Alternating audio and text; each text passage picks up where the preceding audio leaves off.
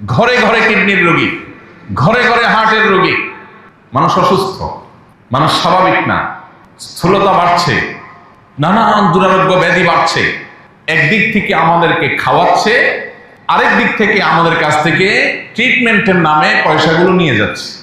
আমাদেরকে তাদের তৈরি করা সিস্টেমের মধ্যে ঢুকিয়ে সারা জীবন গাধার মতো অক্লান্ত পরিশ্রম করে যা উপার্জন করি, ওইটা দিয়ে ব্যাগ ভর্তি খাবারের নামে বিষ বাসায় নিয়ে যায়, খেয়ে বিষাক্ত হই।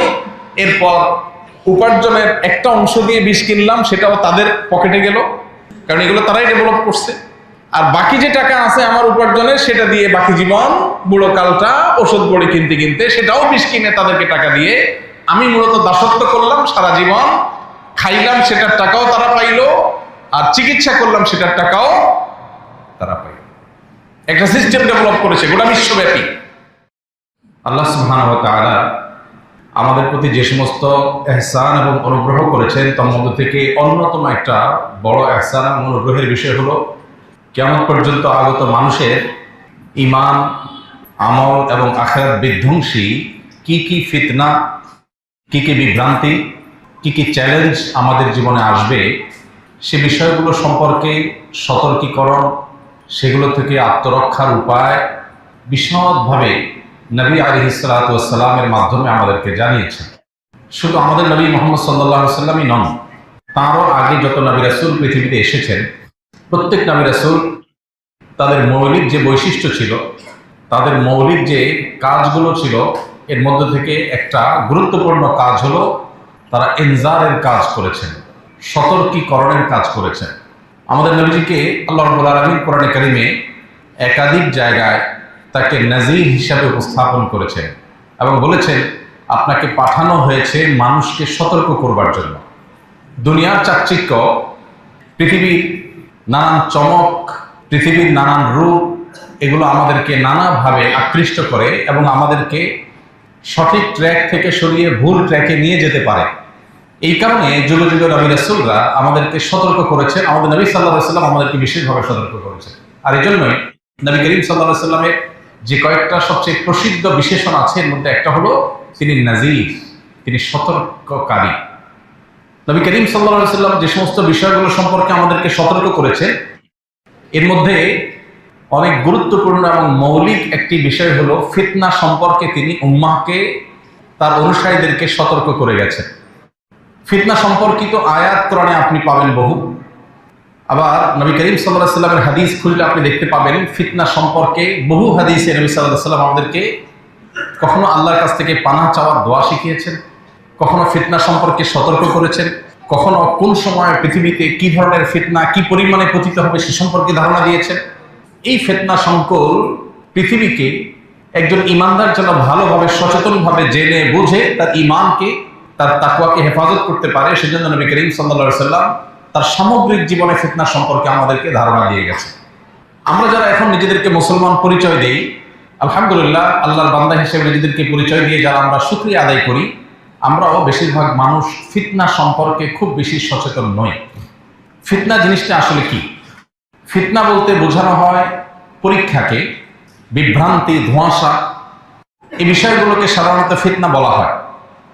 নবী করিম সাল্লাল্লাহু আলাইহি ওয়াসাল্লাম বলেছেন বাদিরু বিল আমালি ফিতানা, তোমরা ভালো কাজ এবং নেক আমলে প্রতিযোগিতায় অবতীর্ণ হও ফিতনা পৃথিবীতে ছেয়ে যাওয়ার আগে।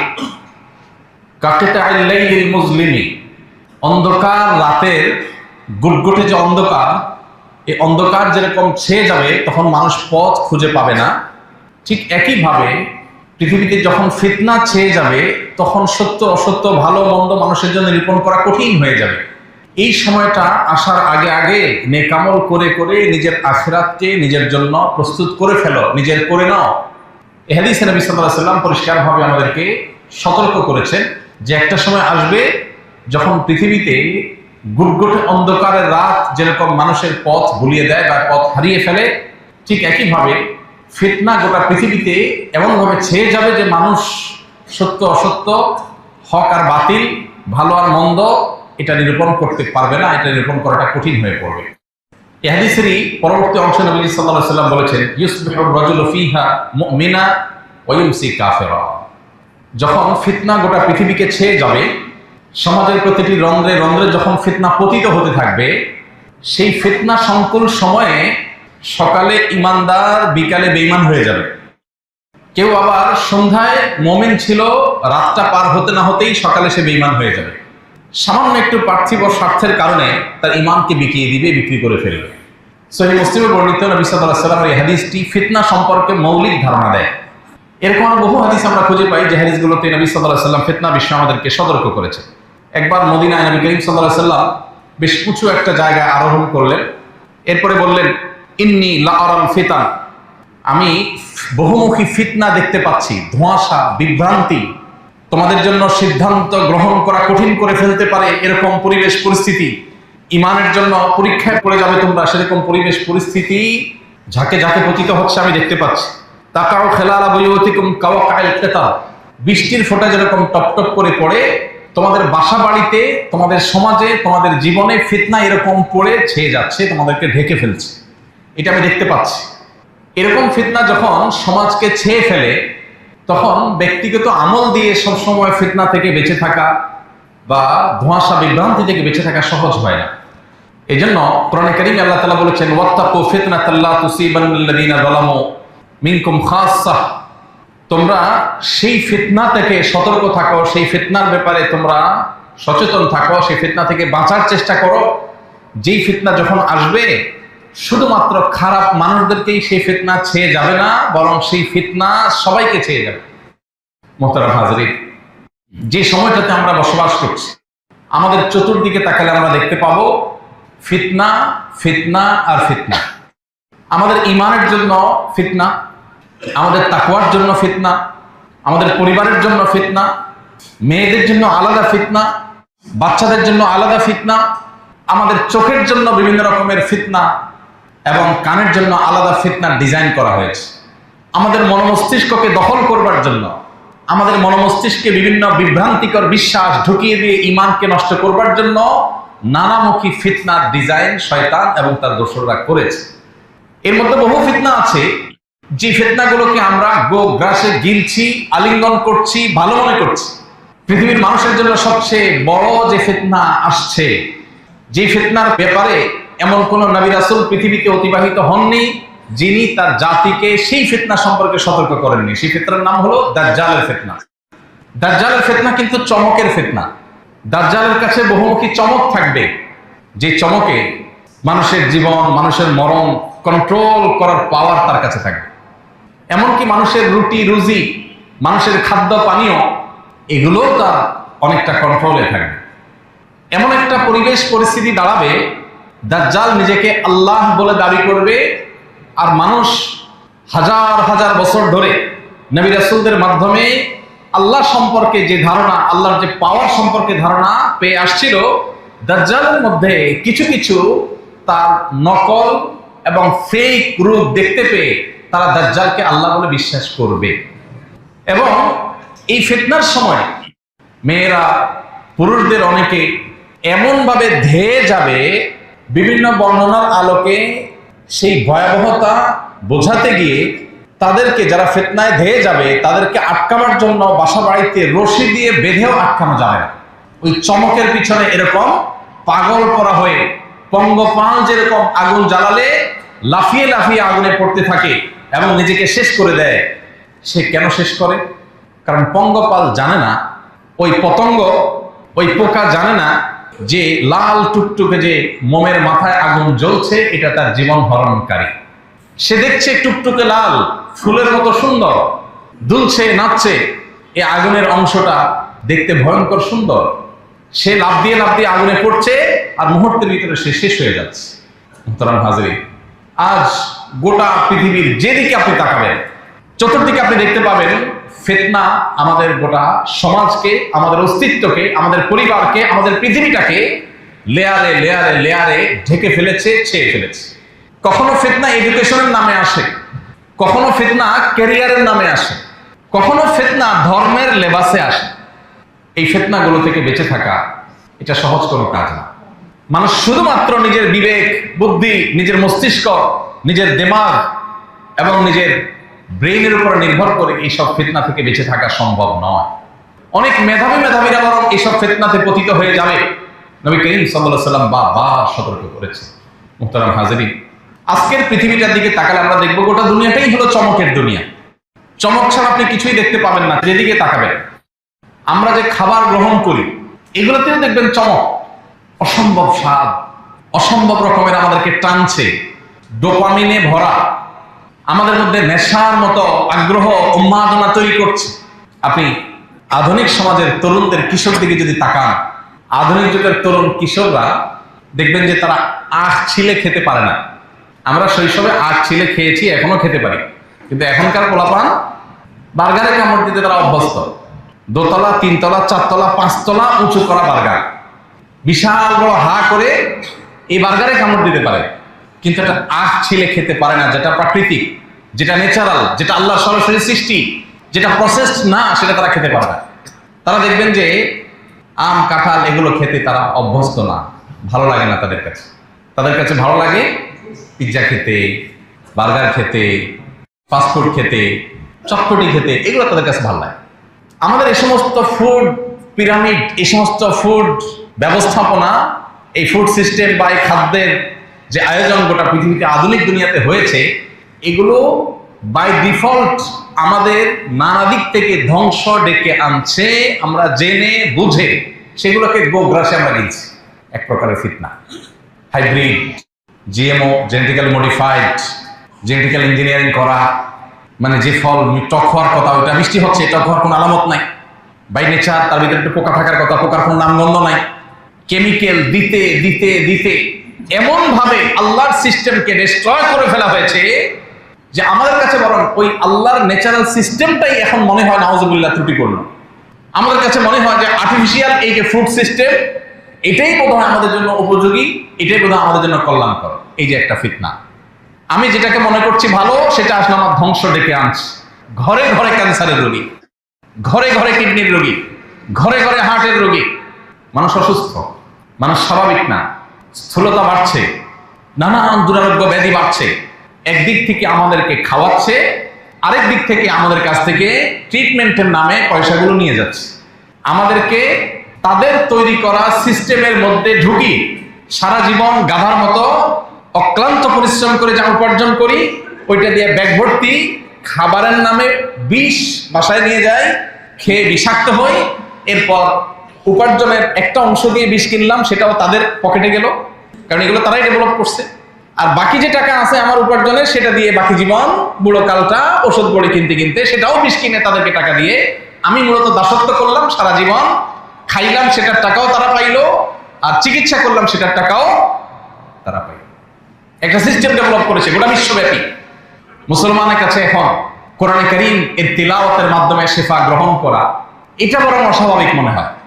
আরে ওষুধ খাইলে সাথে সাথে ভালো হয়ে যাচ্ছি, এখানে তো চমক আছে, নগদ লাভ আছে, এটা দেখে সে আল্লাহর সিস্টেমের প্রতি বিশ্বাস তার আস্তে আস্তে ঠুনকো হয়ে যাচ্ছে, দুর্বল হয়ে যাচ্ছে।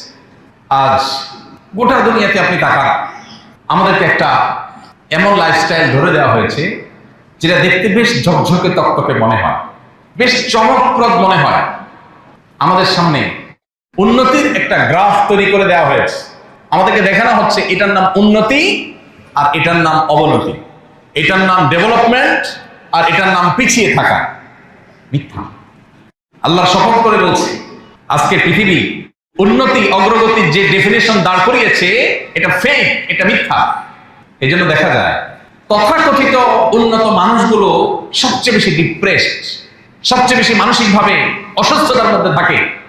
আর তথাকথিত পিছিয়ে থাকা মানুষদের বেশিরভাগই দেখা যায় তাদের জন্য ডিপ্রেশন বলতে কিছু নাই। ডিপ্রেশন কাকে বলে তারা জানেই। মুহতারাম হাজিরিন, একজন ইমানদার কিয়ামত পর্যন্ত আগত প্রত্যেক ইমানদারকে আল্লাহ রাব্বুল আলামিন সতর্ক করেছে, চমকের পেছনে দৌড়াবে। এই যে ক্যারিয়ার, গোটা দুনিয়া আপনি তাকান, ক্যারিয়ার পাগল আজকের পৃথিবীর সব মানুষ অলমোস্ট। আমাদের কাছে ক্যারিয়ার ডেভেলপ করাটা অনেক গুরুত্বপূর্ণ। আমরা কে কত বেশি ক্যারিয়ারিস্টিক হতে পারি, এর জন্য আমাদের অনেক কম্পিটিশন চলে। আপনি দেখবেন সততার কোনো কম্পিটিশন নেই। আমি প্রায় সময় বলি, সেই বাবা মা এখন আপনি আর খুঁজে পাবেন না যেই বাবা মা সন্তানকে বলে বা বলবে যে তুমি ভালো মানুষ হও, নেক হও, মুত্তাকি হও, এই কথা বলা মানুষ খুব বেশি পাবেন না। বাবা মারও লক্ষ্য হলো, বাবা তুমি কি হও, টাকা পয়সা কামাই করো, ভালো শিক্ষা দীক্ষা অর্জন করো, ভালো সার্টিফিকেট অর্জন করো, ভালো জায়গায় জব করো, ভালো ক্যারিয়ার গড়ো, যাতে আমি গাল পেটাতে পারি আমার ছেলেটা অমুক, আমার ছেলেটা তমুক, আমার ছেলেটা ওই চেয়ারে বসছে, আমার ছেলেটা ওই দেশে গেছে। এতে আমার ভেতর দিয়ে জ্বলে পড়ে ছাই হয়ে যাক, কিছু আসা যায় না। উপর দিয়ে মানুষ জানতে হবে যে আমি অনেক ভাবসাবে আছি। ফিতনা। মোহতারাম হাজিরিন, কোন লাইফে আমার দুনিয়া এবং আখিরাতের জীবন সুন্দর হবে, সত্যিকারের সুন্দর হবে, সত্যিকারের উন্নত হবে, সে সম্পর্কে কোরআন এবং হাদিস পরিষ্কার গাইডলাইন দিয়ে গেছে। কিন্তু আপনি দেখবেন সেই পথে মানুষ হাঁটে না, সেই পথে মানুষ হাঁটে না। সেই প্যারেন্টস পাওয়া যায় না যে প্যারেন্টস বাচ্চাকে বলে বাবা সৎ হও, নীতিমান হও, আদর্শবান হও, আল্লাহ ভীরু হও, ইমানদার হও, মুত্তাকি হও, মুত্তাকিদের লিডার হও। এর পাশাপাশি তোমার যদি ব্যবসা, চাকরি, ক্যারিয়ার এগুলো যদি ভালো হয় আলহামদুলিল্লাহ, ভালো না হলে দুঃখ নেই। এগুলো পাওয়া যায় আজকাল, পাওয়া যায়। আমরা যেরকম আমাদের সন্তানদের ক্যারিয়ারিস্টিক বানাতে পাগল হয়ে গেছি, সন্তানরাও কিন্তু তার পরিণতি আমাদেরকে কড়ায় গড়ায় বুঝিয়ে দিচ্ছে। আপনি এমন ফ্যামিলি খুব কম পাবেন এখন, যে ফ্যামিলি বাবা মা বাচ্চাদের ব্যাপারে খুব হ্যাপি, খুব কম পাবেন। প্রত্যেকটা মানুষের অভিযোগ, আমি আমার সন্তানকে যেভাবে চাচ্ছিলাম সে সেরকম না। এরা এমন কেন, জেনারেশনটা এমন হয়ে যাচ্ছে কেন, এরা তো ক্রেজি কেন, এরা তো অসহনশীল কেন, এদের মধ্যে আনুগত্য নেই কেন? আমরা তো এমন ছিলাম না। এই বয়সটা তো আমরাও পার করে আসছি। আমরা তো এত ক্রেজি ছিলাম না। আমার বাবা আমাকে এতগুলো জামা দিতে পারেননি, আমার বাবা আমাকে এত খাবার দিতে পারেননি যত খাবার আমি আমার সন্তানকে দিতে পারছি। আমার বাবা আমাকে এত ভালো রাখতে পারেন নাই, আমি আমার সন্তানকে যত ভালো রাখতে পারছি। এরপর আমি আমার বাবার যত অনুগত ছিলাম, আমার সন্তান তার ধারে কাছেও আমার অনুগত নয়। প্রত্যেকটা ফ্যামিলি সাফার করছে অলমোস্ট, ইল্লা মাল্লাহ রাব্বি, হাতে গোনা কেউ বাদ থাকতে পারে। বাহ্যিক দৃষ্টিকোণ থেকে মনে হয় অনেক সুখে আছে, আসলে দুঃখের সমুদ্রে হাবুডুবু খাচ্ছে। ফিতনা আমাদেরকে গ্রাস করে ফেলেছে। আমাদের প্যারেন্টিং কোরআন এবং হাদিসের ছাঁচ অনুযায়ী হচ্ছে না। পশ্চিমাদের দেখিয়ে দেওয়া প্যারেন্টিং এর ওই পাইপলাইনে আমরা ঢুকে গেছি। ওরা আমাদেরকে শেখাচ্ছে এটা সভ্যতা, এটা ভদ্রতা, এটা ভালো। ভালো এবং মন্দের ডেফিনেশন ওরা নিজেরা দাঁড় করিয়ে দিচ্ছে, আর ওটাকে আমরা ভালো মন্দের ডেফিনেশন ধরে নিচ্ছি। বাচ্চাদের কথা যদি বলেন, আজকের আধুনিক পৃথিবীতে বাচ্চাদের অধিকারের নামে অনেক চমকপ্রদ কাজকাম হয়, নারীদের অধিকারের নামে অনেক চমকপ্রদ কাজকাম হয়, অনেক মুখরোচক স্লোগান আওড়ানো হয়। ফিতনা, বিভ্রান্তি। দেখতে মনে হচ্ছে অনেক সুন্দর, এই লেয়ারের নিচে লুকিয়ে আছে বস্তাপচা সস্তা, একেবারেই ধ্বংসাত্মক ইজম, মতবাদ, থিওরি, এগুলো লুকিয়ে আছে। ভাইরা আমার, আজকে পৃথিবীর উন্নত অংশে আমরা আস্তে আস্তে সেদিকে যাচ্ছি। তথাকথিত উন্নত অংশে আপনি দেখবেন মা বাবাকে বাচ্চাদের শাসন করার অধিকার দেওয়া হয় না। এটা তো আমরা সবাই জানি। উন্নত দেশগুলোকে বাচ্চাদেরকে শাসন করবার কোনো অধিকার বাবা মাকে দেওয়া হয়। আইনত এটা অপরাধ। বহু কেস আমার কাছে এসেছে, বহু মানুষের হিস্ট্রি আমি জানি, বহু মানুষের চোখের পানি আমার সামনে পড়েছে। কখনো মায়ের, কখনো বাবা, কখনো ফ্যামিলির অন্য কোনো দায়িত্বশীল পর্যায়ের মানুষদের। তাদের সবাই অভিযোগের জায়গা হলো, ভাই ছেলেটাকে তার ভালোর জন্য একটা ধমক দিয়েছিলাম, আর পরিণতিতে আমার নামে মামলা হয়েছে। পুলিশ আমাকে বলে দিয়েছে যে তোমার ছেলের 100 মিটার দূরত্বের মধ্যে তোমাকে থাকতে হবে, 100 মিটার ভিতরে ঢুকলে তুমি অ্যারেস্ট হয়ে যাবে, এবং মামলা চলমান, তোমার জেলে যেতে হবে, তোমার বিচার হবে কেন তুমি বাচ্চাকে ধমক দিয়েছো। এই বিষয়টা বাহ্যিক দৃষ্টিকোণ থেকে দেখতে আমাদের কাছে খুব ভালো লাগে। আরে বাচ্চাদের ব্যাপারে কত কেয়ারি তারা। যে একটা ছোট মানুষ সাইকোলজিক্যালি সে দুর্বল হয়ে বড় উঠবে যদি সে ধমক টমক শুনে, তার গায়ে হাত দিলে সে মানসিকভাবে বিপর্যস্ত হয়ে যাবে। এই জন্য মানসিকভাবে যেন সে ফুরফুরে থাকে, চাঙ্গা থাকে, সে তার ধর্ম চুজ করবে। সে কি মেয়ে হয়ে ওড়না পড়বে কি পড়বে না, নামাজ পড়বে কি পড়বে না, কার সাথে বন্ধুত্ব করবে, কার সাথে রাতে থাকবে, কোথায় যাবে, এটা তার ডিসিশনের ব্যাপার। তাকে স্বাধীনতা দেওয়া হোক, সে নিজের মতো করে বেড়ে উঠুক। শুনতে বেশ সুন্দর লাগতেছে না কথাগুলো? বেশ ইস্তারি করা কথা মনে হচ্ছে না? জগজগে তক্তকে মনে হচ্ছে না? বাবা মা যদি ধমক দেয়, ওর মন খারাপ হবে, ও মানসিকভাবে দুর্বল হয়ে যাবে, ও ভীত সন্ত্রস্ত হয়ে পড়বে। ওকে ধমক দেওয়া যাবে না, সে যা খুশি তা করতে দিতে হবে, তাকে স্বাধীনতা দিতে হবে। শুনতে খুব ভালো শোনা যাচ্ছে না? ভেড়া মা, এই কালচার যে সমাজে পৃথিবীর যে সমস্ত অংশে এস্টাবলিশড আছে, সেই সমস্ত সমাজের বাচ্চারা কেমন আছে আগে আপনি গুগল করলে টের পাবেন। আপনি অনলাইনে ঢুকে সার্চ করেন, সেই সমাজের বাচ্চাদের মধ্যে আত্মহত্যার প্রবণতা কি পরিমাণ আপনি খোঁজ করলে দেখতে পাবেন, ডিপ্রেশন কি পরিমাণ আপনি খোঁজ করলে দেখতে পাবেন। তাহলে যেখানে ফ্যামিলি থেকে বাচ্চাদেরকে, বাবা মা থেকে বাচ্চাদেরকে দূরে সরানোর জন্য আয়োজন চলছে, ফ্যামিলি ভাঙার আয়োজন চলছে, ওইটার নাম দেওয়া হয়েছে শিশুর অধিকার। স্বামী থেকে স্ত্রীকে দূরে সরাবার হাজারো আয়োজন করা হয়েছে, সেটার নাম দেওয়া হয়েছে নারী অধিকার। যেখানে মানুষকে বোকার বেকুব বানানোর প্ল্যান পরিকল্পনা চূড়ান্ত হয়েছে, সেটার নাম দেওয়া হয়েছে মানবাধিকার। ভাইরা আমার, এই ফিতনাগুলো আজ এমন ভাবে ধেয়ে আসছে, এগুলো আমরা শিক্ষার নামে বইয়ে পড়ছি, এগুলো আমরা আদর্শের নামে আমাদের আইনে সংবিধানে ধারণ করছি, এগুলোকে আমরা সভ্যতার নামে গো গ্রাসে গিলছি এবং এগুলোকে নার্চার করছি। মুসলমানের কাছে আজ কোরআন এবং হাদিস এটা ফোর্থ সাবজেক্টে পরিণত হয়েছে। এটা শেখেলে নাউজুবিল্লাহ, এটা পুরাতন, এখন আর চলে না, এখন আধুনিক যুগ, এখন অনেক আমরা মুখরোচক অনেক নতুন নতুন আইডিওলজি পেয়েছি। এই আইডিওলজি থেকে আমাদের সন্তানদেরকে বাঁচানোর মতো চ্যালেঞ্জের কাজ আর কিছু নেই। আমি সবসময় বলি, যাদেরকে আল্লাহ সন্তান দিয়েছেন, বাবা হয়েছেন, মা হয়েছেন, অথবা যারা ভবিষ্যতে বাবা মা হবেন স্বপ্ন দেখেন, তাদের জন্য আল্লাহর এই জমিনে এই আগুনের আঁচ চতুর্দিকে যেটা চলছে, বিভিন্ন ইজম, বিভিন্ন মতবাদের নামে, বিভিন্ন কালচারের নামে, বিভিন্ন ডেভেলপমেন্টের নামে আজকের এই পৃথিবীর যে চমকগুলো চলমান আছে, ঝকঝকে তকতকে যে সভ্যতা আপনি দেখতে পাচ্ছেন, এগুলোর ছবল দিয়ে আপনার সন্তানকে যে বেঈমান বানাবে না, এর কোনো গ্যারান্টি নেই, বরং ইমানদার থাকাটাই হলো চ্যালেঞ্জ। এর জন্য দরকার হলো সচেতনতা, এর জন্য দরকার সতর্কতা, এর জন্য দরকার চোখ কান খোলা। আপনি যেটাকে দেখছেন খাদ্য, সেটা বিষ না তো? আপনি যেটাকে দেখছেন চিকিৎসা, সেটা ধ্বংসের অপর নাম না তো? আপনি যেটাকে দেখছেন শিক্ষা, সেটা শিক্ষার নামে কুশিক্ষা না তো? আপনি যেটাকে দেখছেন শৃঙ্খলা, আইন, সভ্যতা, সেটা সবচেয়ে বড় অসভ্যতা না তো? ওর পেছনে লুকিয়ে থাকা লেয়ারটা কি, এই সম্পর্কে সতর্ক হওয়া আমাদের এইসব ফিতনা থেকে বাঁচার জন্য খুব বেশি জরুরি। আল্লাহ রাব্বুল আলামিন আমাদের সবাইকে এই সমস্ত ফিতনা থেকে বেঁচে থাকার তৌফিক দান করুন। ভাইরা আমার, আল্লাহ রাব্বুল আলামিন মুনাফিকদের সম্পর্কে বলেছেন, আলা ফিল ফিতনাতে সাকাতু, আলা ফিল ফিতনাতে সাকাতু, তারা ফিতনায় পতিত হয়ে গেছে। নবী সাল্লাল্লাহু আলাইহি ওয়াসাল্লামের সময়কার মুনাফিকদের সম্পর্কে আল্লাহ বলছেন, আলা ফিল ফিতনাতে সাকাতু, জেনে রাখো তারা ফিতনায় ডুবে গেছে, ফিতনায় ডুবে গেছে, ফিতনায় পতিত হয়ে গেছে। আমরা যেন ফিতনায় পতিত না হই, নবীজি আমাদেরকে দোয়া শিখিয়েছেন। তিনি নির্দেশ করেছেন, তাআওয়াযু মিনাল ফিতান মা যাহারা মিনহা ওয়া মা বাতান, তোমরা প্রকাশ্য ফিতনা দেখলে একটু বোঝা যায়, আবার কিছু আছে বোঝা যায় না, উপর দিয়ে দেখা যাবে খুব দারুণ একটা জিনিস, মনে হবে যে অনেক ভালো, কিন্তু সেটার ভেতরে লুকিয়ে আছে অনেক ভয়ঙ্কর জিনিস। এরকম প্রকাশ্য বা অপ্রকাশ্য যত রকমের ফিতনা হতে পারে, এইসব ফিতনা থেকে তোমরা আল্লাহর কাছে পানা চাও। সাহাবা একরাম দোয়া চাইলেন আল্লাহর কাছে, দোয়া নিবেদন করলেন আল্লাহর কাছে, প্রার্থনা পেশ করলেন আল্লাহর কাছে, দোয়া করলেন, আল্লাহুম্মা ইন্না নাউযু বিকা মিনাল ফিতান মা যাহারা মিনহা ওয়া মা বাতান। বলেন, আল্লাহুম্মা ইন্না নাউযু বিকা মিনাল ফিতান মা যাহারা মিনহা ওয়া মা বাতান। এর অর্থ হলো, আল্লাহ আপনার কাছে ফিতনা থেকে পানা চাই, আশ্রয় চাই, আপনি ফিতনা থেকে আমাদের রক্ষা করেন।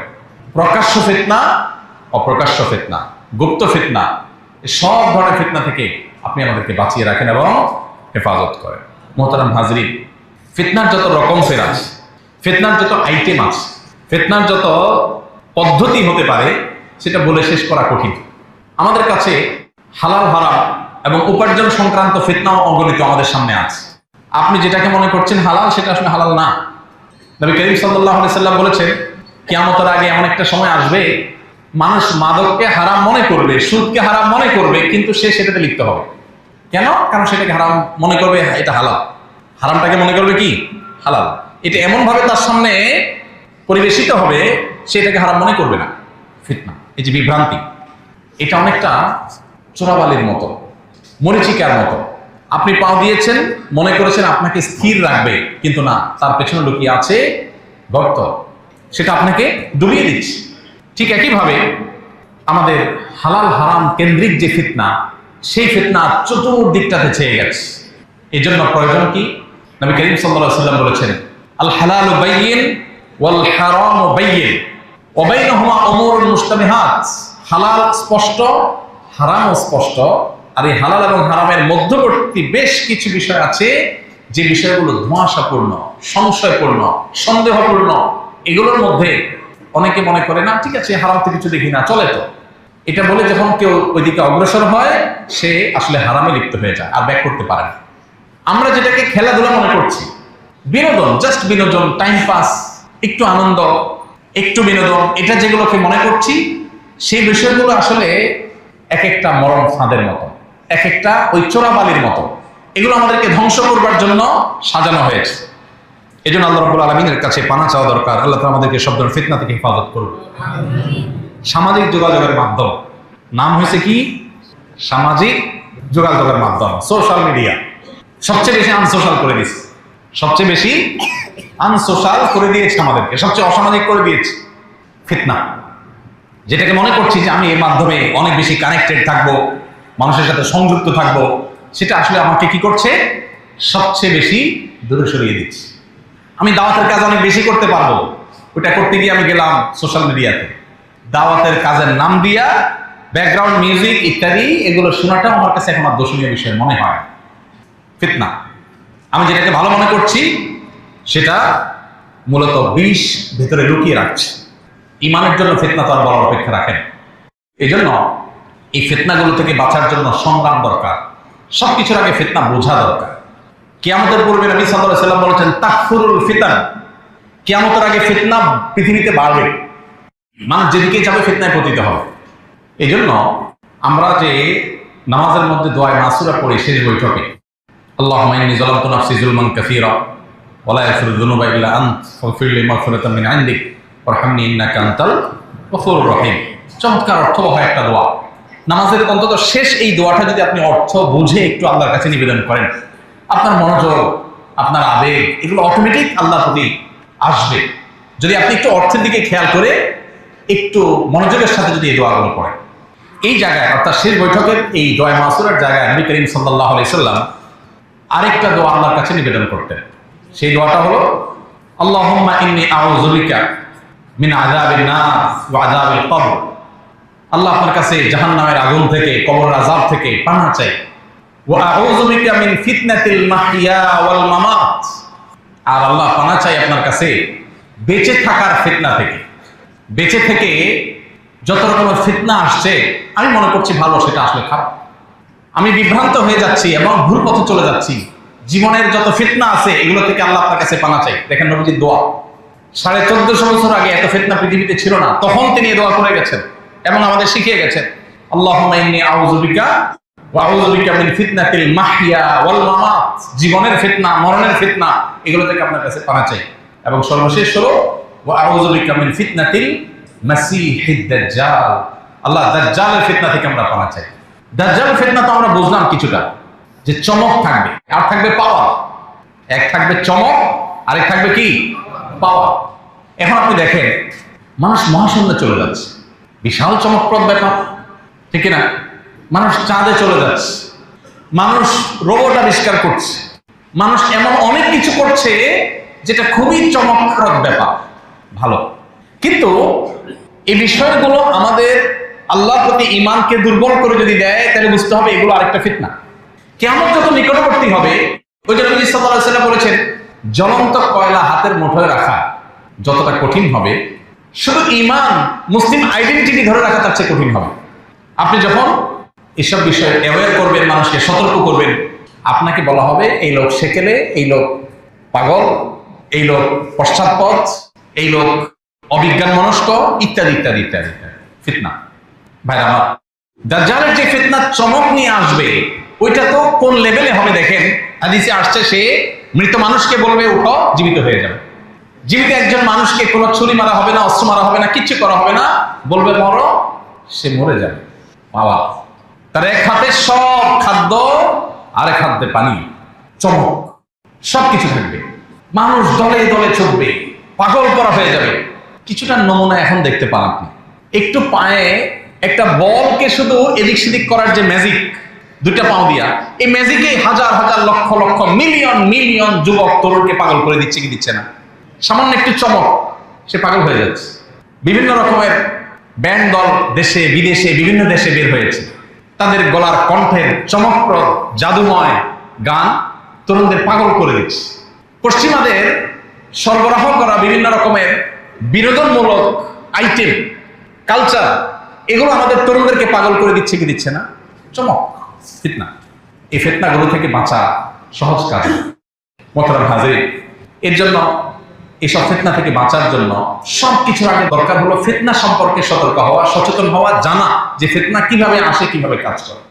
আপনি সন্তানকে দিচ্ছেন পড়াশোনা, শিক্ষা, কিন্তু সে শিক্ষার নাম দিয়া সে বেঈমান হচ্ছে, সে নাস্তিক হচ্ছে, ফিতনা। আপনি সমাজে অন্য 10 জনের সাথে ভাবসাবে টিকে থাকার একটা চেষ্টায় গেলেন, ফিতনা। এখন কত হলো বাঁচবো কিভাবে? নাম্বার 1, সমকালীন ফিতনাগুলো সম্পর্কে সচেতন হওয়া। কিভাবে খাদ্য ফিতনা হয়ে আসছে আমার বাসায়, কিভাবে ট্রিটমেন্ট ফিতনা হয়ে ঢুকছে আমার ভেতরে, কিভাবে বিনোদনের নামে, জাস্ট খেলাধুলার নামে, টাইম পাসের নামে আমি ফিতনায় ডুবে যাচ্ছি, আমার ইমান শেষ হয়ে যাচ্ছে, আমার আইডেন্টিটি শেষ হয়ে যাচ্ছে, আমার ভেতরটা শুকিয়ে যাচ্ছে। এই বিষয়গুলো সম্পর্কে আমাদের সতর্ক হওয়া দরকার। মুখরোচক অনেক বলির মাধ্যমে কিভাবে বিষ আমাদের সমাজে প্রবেশ করে দেওয়া হচ্ছে। গোটা পৃথিবীতে আপনি দেখবেন এখন খুব অ্যাগ্রেসিভলি পুশ করা হচ্ছে সমকামিতাকে। অ্যাগ্রেসিভলি, এত অ্যাগ্রেসিভলি পুশ করা হচ্ছে, মনে হচ্ছে মানুষের বেঁচে থাকার চাইতেও বড় অধিকার বিষয়টা। এটাকে অধিকারের খোলসে পেশ করা হচ্ছে যে কিছু মানুষ, তাদের তো ডিমান্ড, তাদের অধিকার আপনি খর্ব করছেন, আপনি বাধা দিচ্ছেন, তাদেরটা তাদেরকে করতে দেন, তাদের স্বাধীনতার ব্যাপার আছে। স্বাধীনতার খোলসে এই জিনিসটা পুশ করা হচ্ছে। কেন পুশ করা হচ্ছে? এর পেছনে প্ল্যান কি, পরিকল্পনা কি, কোন জায়গাটাকে ডিস্ট্রয় করতে চায় তারা, সেটা বেশিরভাগ মানুষ আমরা বুঝি না, বোঝার কথা না। আমরা জাস্ট গুটি, আমাদেরকে চালা হচ্ছে। এরকম অনেক বিষয় আছে যে বিষয়গুলো সমাজে ব্যাপকভাবে ছেয়ে গেছে, কিন্তু সেগুলোকে ফিতনা হিসেবে আমরা জানি না। এগুলো সবকে জানা হলো সবচেয়ে জরুরি বিষয়। এই জন্য ফিতনা সম্পর্কে আমরা আজকে হয়তো মৌলিক কিছু কথা বলার চেষ্টা করলাম, কিন্তু ফিতনাকে ধরে ধরে আরো ডিটেইল আলোচনায় আমরা যদি আলোচনা করতে পারি, ইনশাআল্লাহ সেটা পরিষ্কার হবে। তো ফিতনা সম্পর্কে, আধুনিক কালের ফিতনাগুলো সম্পর্কে নানাবিধ লেকচার, বই পুস্তক আছে, সেগুলো আমাদের পড়তে হবে, কিনতে হবে এবং সেগুলোকে বোঝার চেষ্টা করতে হবে। 1 নাম্বার 2, আল্লাহ তাআলা কোরআনে কারিমে বলেছেন পরিষ্কারভাবে, যদি তোমরা তাকওয়া অবলম্বন করো, ইয়া আইয়ুহাল্লাযীনা আমানু ইন তাত্তাকুল্লাহ, হে ঈমানদাররা, যদি তোমরা তাকওয়া অবলম্বন করো, হালাল হারামের ব্যাপারে নো স্যাক্রিফাইসের জায়গায় চলে যাও, যে এটা আমাকে আল্লাহ এলাও করেন, আমি করব না, আমার বুঝে আসুক বা না আসুক। তুমি যদি এই লেভেলে আল্লাহর আনুগত্যের মধ্যে থাকতে পারো, তাহলে ইয়াজআল লাকুম ফুরকানা, আল্লাহ তোমাকে পৃথিবী থেকে মৃত্যু পর্যন্ত, আখিরাতের দিকে তোমার যে যাত্রা, এই যাত্রা পথে আল্লাহ তাআলা সত্য এবং অসত্য, হক এবং বাতিল, ভালো এবং মন্দ, এটার মধ্যে পার্থক্য নির্দেশক দেয়াল নির্মাণ করে দিবেন। আল্লাহ তোমাকে ফুরকান দিয়ে দিবেন, যে ফুরকান তোমাকে পার্থক্য করে দিবে কোনটা সৎ কোনটা বাতিল। তুমি ফিতনায় পতিত হবা না যদি তুমি তাকওয়া অবলম্বন করে চলো। অন্য হাদিসে নবী সাল্লাল্লাহু আলাইহি সাল্লাম কিয়ামতের আগে ফিতনা সংকুল সময় বলেছেন ইবাদতকে আঁকড়ে ধরার জন্য। আরেক বর্ণনায় কিতাব এবং সুন্নাহকে আঁকড়ে ধরার কথা বলেছেন। তাহলে 3টা জিনিস আমরা এখানে পেলাম। 1, তাকওয়া অবলম্বন করা। আল্লাহ যেটাকে হারাম করেছেন তার ধারে কাছেও আমি যাব না, সেটা যত মুখরোচক হোক, সেটা যত চমকপ্রদ হোক। আর আল্লাহ যেটা নির্দেশ করেছেন সেটা আমি করবই করব, তাতে যা হয় হোক। এই লেভেলে যদি কেউ যেতে পারে, আল্লাহ তাকে হেফাজত করবে। নাম্বার 2, আল্লাহর ইবাদত এবং বন্দেগীর মধ্যে নিজেকে, নিজের পরিবারকে যতটা আবদ্ধ করে রাখা যায়। আমার ক্যারিয়ার, আমার সামাজিক অবস্থান, আমার ভাবসাব, আমার ব্যবসা বাণিজ্য, এই সব কিছু আমার দরকার আছে, কিন্তু ইবাদতের চাইতে বেশি না, আমার তাকওয়ার চাইতে বেশি না। এটা যদি করা যায় তো আল্লাহ তাআলা ফিতনা থেকে হেফাজত রাখবেন। এবং তৃতীয়ত হলো, কোরআন এবং সুন্নাহকে যদি কেউ আঁকড়ে ধরে, যে বাবা এত কিছু বুঝি না, কোরআন এবং সুন্নাহ কি বলছে, কোরআন সুন্নাহর বাইরে আমি যাব না, এই পর্যায়ে যদি কেউ থাকার চেষ্টা করে, মুস্তাহিদ উলামায়ে কেরামের যে ইজতিহাদ কোরআন সুন্নাহর উপরে ভিত্তি করে হয়েছে, সেটার মধ্যে থাকাটাও কোরআন সুন্নাহর মধ্যেই থাকা। অতএব কোরআন সুন্নাহর মধ্যেই থাকার যদি কেউ চেষ্টা করে, আল্লাহ তাকে ফিতনা থেকে হেফাজত করবেন, রক্ষা করবেন। তাহলে 4টা হলো। প্রথমটা হলো ফিতনা সম্পর্কে সচেতন হওয়া, জানা। দ্বিতীয় হলো তাকওয়া অবলম্বন করা, আল্লাহর নির্দেশ মতো চলা, নিষেধ থেকে বাঁচার জন্য সংগ্রাম করা। আর 3 নম্বর হলো আল্লাহর ইবাদত বন্দেগীর মধ্যে নিজেকে আবদ্ধ রাখা। 4 নম্বর হলো কোরআন এবং সুন্নাহর মধ্যেই থাকা যথাসম্ভব। আর 5 নম্বর হলো আল্লাহর কাছে দোয়া করা। কি করা? সবচেয়ে বড় অস্ত্র, চোখের পানি ফেলে দোয়া করা।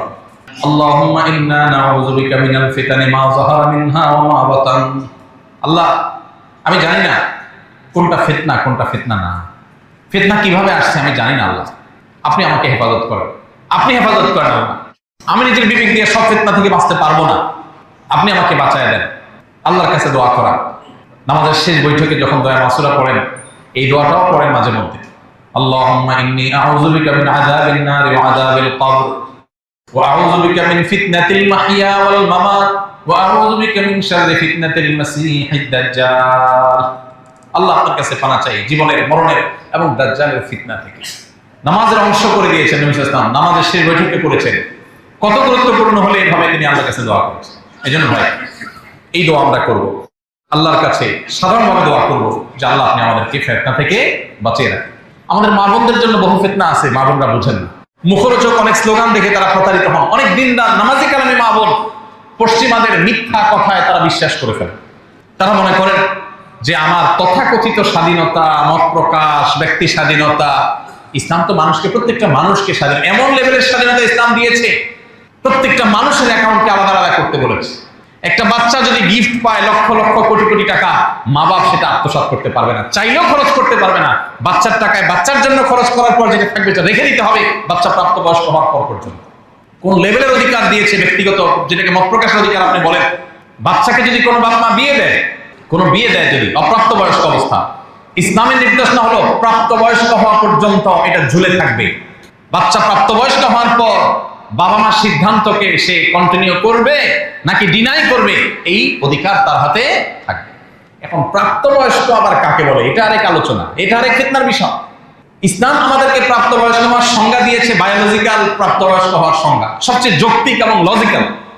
একটা মানুষ ফিজিক্যালি যখন বয়স্ক মানুষের সিমটম তার মধ্যে দেখা দিবে, পুরুষ হলে পুরুষের মতো দাড়ি গজানো, স্বপ্নদোষ হওয়া, মেয়ে হলে মেয়েদের মতো মানসিক হওয়া ইত্যাদি। অর্থাৎ বায়োলজিক্যালি সে আসলে তার মধ্যে একটা জেনেটিক্যালি চেঞ্জ হয়েছে এবং বায়োলজিক্যালি সে বয়স্ক মানুষ হচ্ছে, সেই সিমটম তার মধ্যে আসছে, তখন তাকে প্রাপ্তবয়স্ক বলেছে ইসলাম। এটা যৌক্তিক। আর আপনি বলতেছেন ভাই, কোন দেশে 18, কোন বয়সে 16, কোন দেশে 21, 10 বছর পরে বলবেন 31, তার আগ পর্যন্ত শিশু। মনে চাইলে একটা ফিগার বসাই দিলেন, আপনি যে 18 বসাইলেন, ওয়াই নট 17, ওয়াই নট 19? কোন যৌক্তিক কারণ আছে? কোন ব্যাখ্যা আছে? কোন দেশে 16, এক আমেরিকার মধ্যে কোথাও 16, কোথাও বেশি কোথাও কম।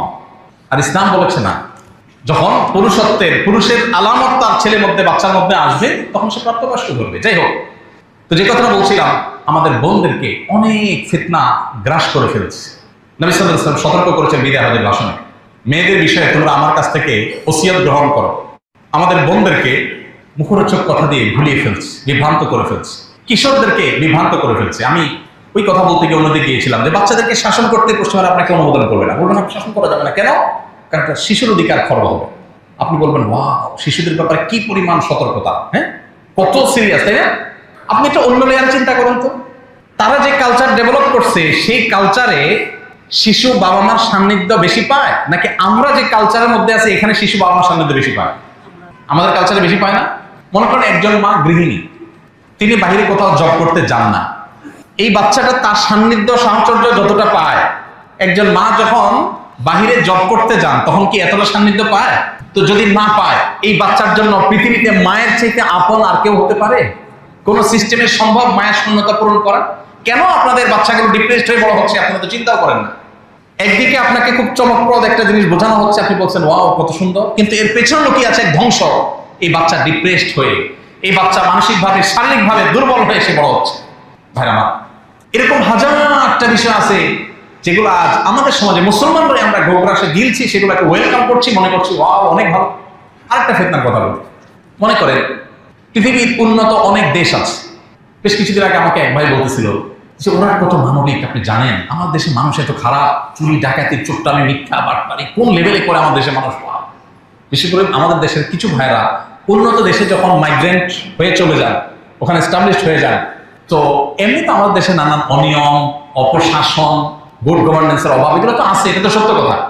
তো এগুলো ওনাদেরকে মাঝে মধ্যে দেখা যায় যে এমন লেভেলে বলেন যে দেখেন এখানে কত সুন্দর, সবাই সিরিয়াল অনুযায়ী সবকিছু করে, সবাই খুব ভদ্র, সবাই কোয়াইট অ্যান্ড সাইলেন্ট, কেউ কার অধিকার নষ্ট করে না, কেউ কাউকে কিচ্ছু করে না। আমি বললাম ভাই অনেক হয়েছে, এবার একটু থামেন, একটা প্রশ্নের উত্তর দেন। বলে কি? এবং এই দেশের জনগণের ট্যাক্সের টাকায় বোমা হয়ে পৃথিবীর অসংখ্য শিশুকে হত্যা করা হচ্ছে, ওই বিষয়ে এদেশের জনগণ কি ভূমিকা পালন করছে? তখন কবি নীরব হয়ে গেছে। তাহলে আপনি মানবতার এই লেয়ারটা চিন্তা করলেন না, এই লেয়ারটা চিন্তা করলেন না। আপনাকে দেখানো হচ্ছে একটা বিড়াল একটা গর্তে পড়ে গেছে, এই বিড়াল উদ্ধার করার জন্য সেনাবাহিনী তাদের ফোর্স চলে গেছে, হেলিকপ্টার নিয়ে চলে গেছে, ঝুলে ঝুলে রশি দিয়া ওই বিড়ালটাকে উদ্ধার করছে। ওয়াও, কি মানবিক! তারা কুত্তের জন্য হসপিটাল করেছে, বিড়ালের জন্য হোস্টেল খুলেছে, কি মানবিক! শিশু মেরে সাফ করে ফেলছে, গোটা স্কুল একসাথে শেষ করে দিচ্ছে, শিশু সহ, স্বতন্ত্র শিশু সহ হসপিটাল শেষ করে দিচ্ছে। একদিকে বলতেছে, এই বাবা, তুমি কেন মেয়েকে বলছো ওড়না পড়তে? তুমি তাকে সেক্সুয়াল অ্যাবিউজ করেছো, চলো জেলখানা চলো। বাবারে, এত সতর্ক বাচ্চাদের ব্যাপারে যে বাবা হয়ে সন্তানকে একটু কড়াকড়ি করেছে, এটা তো অন্যায় হয়ে গেছে। বাহ, বাচ্চাদের ব্যাপারে কত সিরিয়াস, তাই না? কিন্তু সেই মানুষটাই বাচ্চাদের গণহারে হাজার হাজার বাচ্চার লাশ বের করছে তার ট্যাক্সের টাকা দিয়ে, কোনো অসুবিধা হচ্ছে না। তাদের পার্লামেন্ট অনুমোদন দিচ্ছে, তাদের সিনেটররা অনুমোদন দিচ্ছে, আর এগুলোকে সন্দেহাতীত ভাবে তারা মনে করছে তারা ভালো কাজ করছে। ভাইরা আমার, কোরআনে আল্লাহ তাআলা বলেছেন, তারা বলে ইন্নামা নাহনু মুসলিহুন, তারা বলে আমরা বিশ্বে শান্তি প্রতিষ্ঠা করছি। কি করছি? শান্তি প্রতিষ্ঠা করছি। যেই দেশে যা খুশি করলাম, এত মানবিক। তাহলে আফ্রিকার এক একটা গরিব দেশের খনিজ সম্পদ লুট করার জন্য শান্তি রক্ষার নামে সেখানে হাজার হাজার লোক মোতায়েন করে তাদের সম্পদ চুরি করে লুট করে দিনের আলোতে রাতের অন্ধকারে নিয়ে যাচ্ছ। তুমি সভ্য? তুমি মুসলমানকে সভ্যতা শেখাতে আসছ? তাকে যে সভ্যতা মনে করছে সে ফিতনায় পতিত হয়েছে, সে জানে না এর পেছনের লেয়ার অত্যন্ত ভয়ঙ্কর। ভাইরা আমার, অনেক মুসলমান আছি আমরা এই সমস্ত ফিতনায় ডুবে গেছি, আমাদের কাছে বুঝে আসে না এগুলো কি। একজন মানুষ আল্লাহর প্রতি বিশ্বাস করেন আর সব ভালো, ওদের ইমানটা নাই, শুধু বাকি সব জিনিস মাশাআল্লাহ, শুধু কি নাই? ইমানটা শুধু নেই। আমাদের শুধু ইমান আছে, আর আমরা চুরি করি, মিথ্যা কথা বলি, বাটপারি করি, কোনো ঠিক ঠিকানা নাই। মুসলমানদের অবস্থা দেখছেন কি অবস্থা, দুর্নীতিতে ভরা। শুধু কি আছে? ইমান আছে। আর ওদের ইমান নাই, বাকি সব আছে। ব্যাপারটা কিরকম হলো? এক মুরব্বী, ডিজিটাল পৃথিবী সম্পর্কে ধারণা নেই। উনি দেখতেছেন একটা লোক ঝগড়া করতেছে একজনের সাথে। বলে, কি হয়েছে বাবা? বলে, ওনার কাছ থেকে আমি 10,000 টাকা পাইতাম, অনেকদিন ঘুরাইছে, উনি একটা মোবাইল ব্যাংকিং এর নাম্বার চাইছে, নাম্বার দিছি, উনি ওই টাকা আমাকে দিছে, কিন্তু একটা ডিজিট ভুল করছে, শেষে ছিল 0, উনি 0-র জায়গায় 9 চাপ দিয়ে টাকাটা পাঠিয়ে দিচ্ছে, টাকাটা আরেকজনের কাছে চলে গেছে। এই জন্য আমি তার সাথে ঝগড়া করতেছি। পাশে আরেকজন দাঁড়িয়ে আছে, ওনার থেকেও 10,000 টাকা পাইতো, উনি 5,000 পাঠাইছে, বাকি 5,000 পাঠায় নাই, তবে 5,000 কারেক্ট নাম্বারে পাঠাইছে। এখন যে মুরব্বী ডিজিটাল এই নাম্বারের কাজ এগুলো বুঝে টুঝে না, এই টেকনোলজি সম্পর্কে জানা না, সে মুরব্বী বলতেছে, বাবা, একটা লোক 10,000-এর জায়গায় 5,000 দিছে, তুমি তারে কিছু বলতেছো না, আর এই বেচারা 10,000-এর জায়গায় 10,000-এ দিছে, খালি একটা নাম্বার ভুল করছে, এটার জন্য এত চেতার কি আছে? কি বলেন? শুধু একটা নাম্বার ভুল করছে, 11টা নাম্বারে 10টাই ঠিক করছে, আবার 10,000 টাকাও ঠিক আছে, একটা নাম্বার ভুল হয়েছে, এটার জন্য এত অস্থির বার কি আছে? যে ডিজিটাল এই সিস্টেম বোঝে না, সে বুঝবে না যে একটা নাম্বারের ভুলই সব কিছুকে বরবাদ করে দেবে কিয়ামতের ময়দানে। যে তার রবকে অস্বীকার করে, যার ভিতরে ঈমান নাই, তার সব ভালো কাজগুলো বরবাদ, 2 পয়সার কোনো ভ্যালু হবে না। আর যার আল্লাহর প্রতি ঈমান আছে, তার অনেক খারাপ জিনিস থাকলেও ওই ঈমানের কারণে সে অল্প হলেও পাবে, ওই যে 5,000 হলেও পাবে। আল্লাহ তাআলা পৃথিবীর এই চমক, এই ফিতনা, এগুলোর কারণে যেন আমাদের ঈমান, আমাদের আমল, আমাদের তাকওয়া এগুলো থেকে আমরা সরে না যাই, আল্লাহ আমাদেরকে হেফাজত করুন। আমাদের জেনারেশন, আমাদের সন্তান সন্ততি, আমাদের বাচ্চা কাচ্চাগুলো, আমাদের ফ্যামিলি, আমাদের বোনদেরকে আল্লাহ তাআলা গোটা পৃথিবীর শয়তান এবং শয়তানের দোসরদের ফিতনার বিছানো জাল থেকে আল্লাহ তাদেরকে হেফাজত করুন। ফিতনা সম্পর্কে সচেতন হওয়া এবং আল্লাহর কাছে চোখের পানি ফেলে ফেলে, আল্লাহ, এই ফিতনার জাল থেকে বেঁচে থাকার জন্য বুদ্ধি বিবেক নিজের যথেষ্ট না, আল্লাহ আপনার রহমত অনুগ্রহ ছাড়া কেউ বাঁচতে পারবে না। এই জন্য আল্লাহর কাছে বেশি বেশি দোয়া করবো, আল্লাহ আমাদের সবাইকে সমস্ত ফিতনা থেকে হেফাজত করুন।